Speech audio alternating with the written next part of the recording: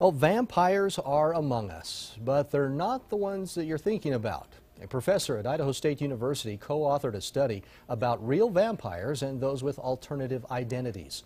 Eyewitness News reporter Dennis Valera is live in our Pocatello newsroom now. Dennis, what did the study really look at? Todd, it looked at the relationship those kinds of people have with helping professionals. It revealed there's a lot of fear in what should be a comfortable setting. Indeed.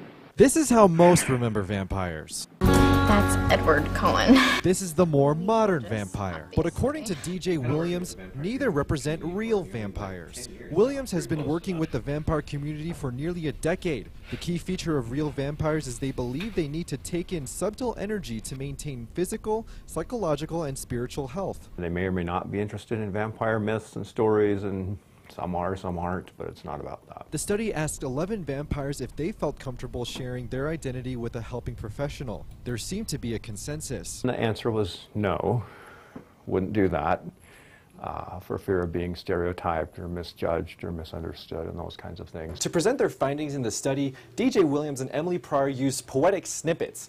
Now, the reason they did this was to showcase the raw emotion of the participants in the study. Williams saw this fear could cross into other identities. Calls into question how open we really are. He determined there needs to be a more critical approach. It's real key that we have more education and training on newer types of identities. Here at Gateway Counseling, a counselor says alternative identities don't come up often. It's not usually going to be mentioned.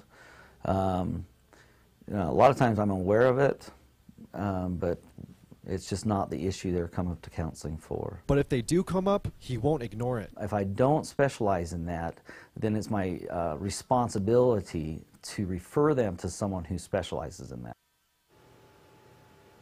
DJ Williams says more alternative identities can surface in the future. Live in the Pocatello newsroom, I'm Dennis Valera. Interesting. All right, Dennis, thanks for that.